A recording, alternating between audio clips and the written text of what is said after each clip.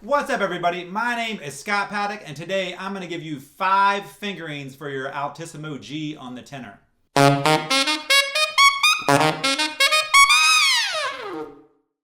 So why would you need 5 fingerings for an Altissimo G?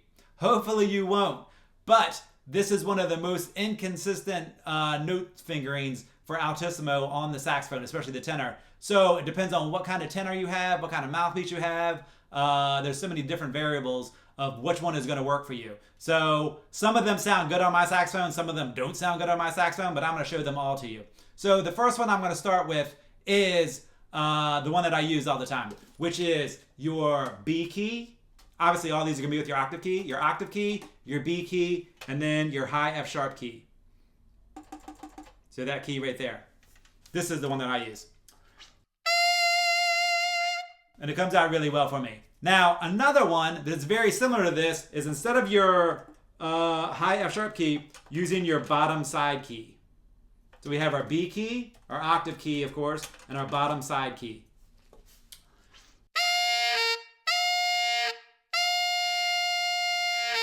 Now, as you can hear, that one doesn't work nearly as well on my saxophone. I can get the note, but I get a rasp on it.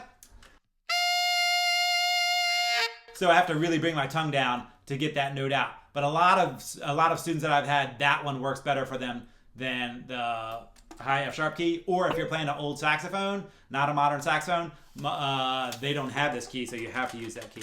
So your first 2 fingerings are B with your high F sharp key, or B with your bottom side key.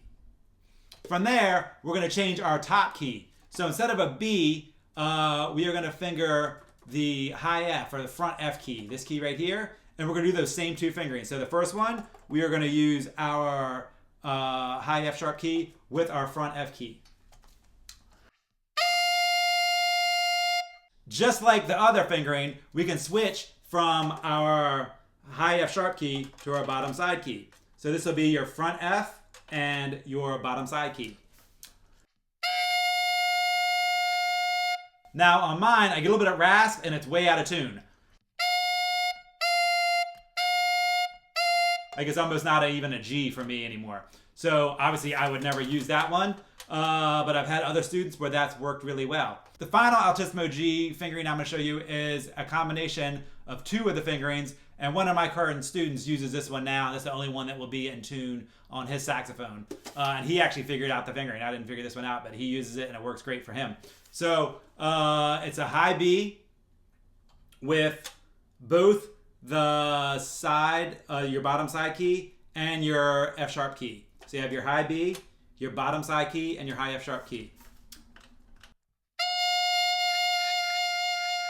For me, it's a pretty stable note, but it kind of feels weird to push both of these keys down at the same time, and I'd much prefer my regular one. But that one works great for him. So if you're working on your Altissimo G, try one of these 5 fingerings. I'm pretty sure one of them is going to work out for you.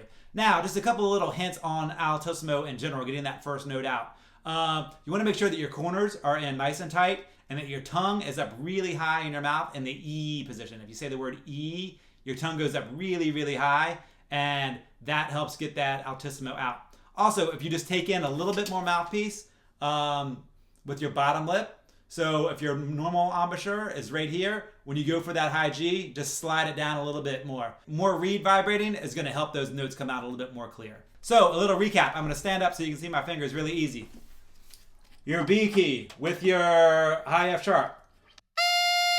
Your B key with your bottom side key. Does not work very well on my saxophone.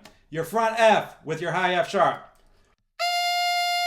And your front F with your bottom side key.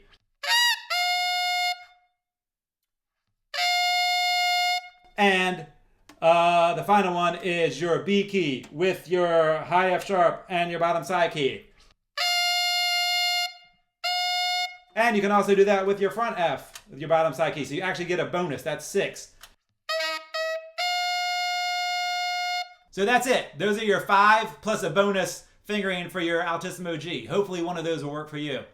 Thanks for taking the time to check out this video. I really hope that you found it useful and that you can now play an Altissimo G on your tenor. If you can, I'd really appreciate it if you subscribe to my channel, share it with your friends, give me a thumbs up. If you have any comments or suggestions for a future video, hit me with a comment below. Thanks a lot.